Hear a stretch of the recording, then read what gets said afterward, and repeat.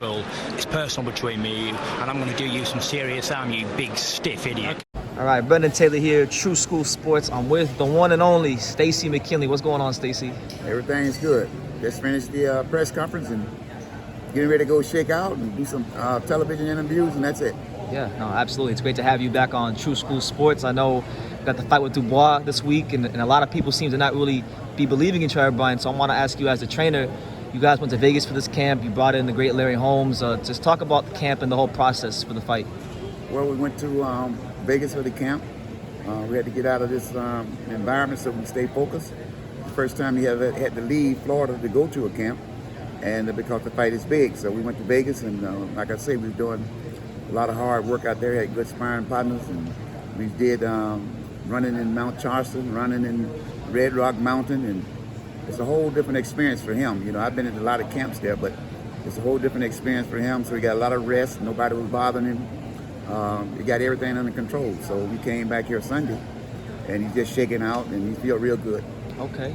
A lot's been made of Larry Holmes being in the camp. What do you feel like Larry has taught? Has Larry been teaching Trevor anything in the gym? Well, the first day Larry come to the gym, and he watched Trevor Bryan work out, and then Larry said, "Well, I don't need to be here." He said, "This kid is doing everything. What do you want me to do?" He said, "He got a good jab. He's using the jab." I think Larry was a little impressed and a little surprised that. But you got to understand one thing, and like I told Larry, so Larry said, "Well, I got to call Don King and tell Don King what he need to do is Stacey give you a raise." I said, "Yeah, please do that." But anyway, this is what people don't understand. I was bringing in Reddick Bowe the last 2 weeks of camp anyway before Don King suggested Larry Holmes, and I think the reason why he suggested Larry Holmes is because Larry Holmes was famous for his jab, and everybody know that Trevor Bryan has a trademark jab. He has an unusual jab for a heavyweight, and this was a jab that I developed for him. He already had the physical attributes, but I developed the jab for him. But I think that what it come down to is they said, "Well, why would you want to bring in Larry Holmes?" It was more psychological than anything to have a great Larry Holmes to come into your training camp and give you advice and watch you and talk to you, and it's a great motivational thing because I can see the difference in Trevor and his training, and Larry Holmes is his idol anyway.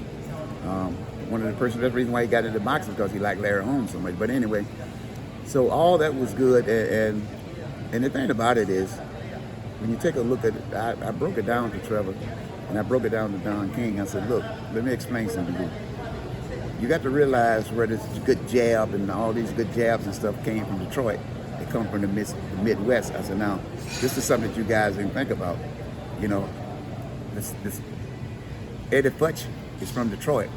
Eddie Futch trained Larry Holmes. Eddie Futch trained Reddick Bowe. Okay, I worked with Eddie Futch in Detroit, worked underneath them with other fighters and things, okay? So we all got the same style and same technique. Larry Holmes picked up a lot of Muhammad Ali's type jabs also. But we don't use that type of jab. We use more of a Joe Louis type jab and a Thomas Hearns type jab in the city of Detroit. So we already had the jab. We already know the jab, left hook, and right hand is the biggest thing in boxing. That's the key to boxing. So, and then it's funny that Larry's friend, who had been with him ever since he was 5 years old, he said, "Well, this is how Larry worked on his jab." I said, "Well, how did Larry work on his jab?" He said, "We would take his right hand glove off, and then we just let him hit the bag with his left hand." So I said, "Come here and tell Trevor Bryan that." So he talked to Trevor. Trevor said, "That's what we do." I said, "Yes, we do the same thing." I said, "Now you understand. You heard it from somebody else, because you always wondered, why you take my right glove off?" I said, "So you use his hand." And that's the way Larry built up his jab. And so Trevor was like, "Oh my God," I said, "Trevor, that's because Larry was trained by a guy from Detroit." So training camp went good. We had a good chef that did a lot of good cooking for us, and Trevor got a lot of rest, very focused, lost a lot of weight. He lost about 45 pounds. Okay. So his weight's down, which means his speed is up. His speed is up, that means his power is up. His confidence is up. He's in super condition.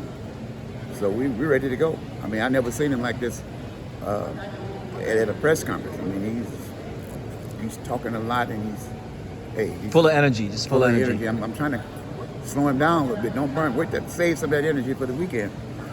But other than that, it's all in America, and it's time to go. And Don King press conference was very impressive. Yeah. So, A lot's made of Dubois over the years about how good of a young talent he is. When you were sizing him up, was there anything that maybe surprised you when you saw him in person, or just maybe as a fighter when you watched tape? well, when I sized him up, I knew that the kid was green, but I knew that he had a good right hand. I knew he had a decent left hook. I know that there's a lot of things he doesn't know, and I think that personally, I think that he probably could have been, and still may be, a world champion one day. I don't think his time is right. His time for him is not now, but because he's still young, he still has time if he doesn't get hurt. But he has the look, he has the height, he has the reach, and he has the power. But he doesn't have the skill level and the techniques because he doesn't have the teacher. The guys that's teaching him basically train little guys, little fighters. They never worked with heavyweights before. Heavyweight, I've always told you, is a different beast. So they don't know anything about heavyweight. So it's a whole different ball game. Yeah. So in other words, you really like the style matchup in favor of Trevor Bryan this fight. I like the style matchup. You know, Trevor got to stay alert. You have to stay alert. You have to watch everything. You have to use all the skills and technique. And I think on a skill level that we won't have a problem, you know. And he one thing about Trevor rises to the occasion. He's as good as his opponents. Now, a lot of guys, even Muhammad Ali was the same way. He's not a real good gym fighter. Trevor's not a real good gym fighter. He goes to a different level in a fight. So this is something that I know that a lot of people don't know about my fighter.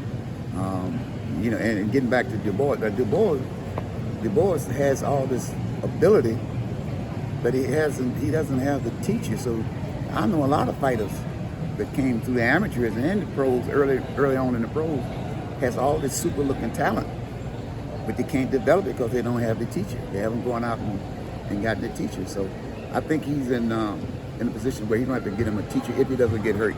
Okay. In this fight. Okay. Good breakdown.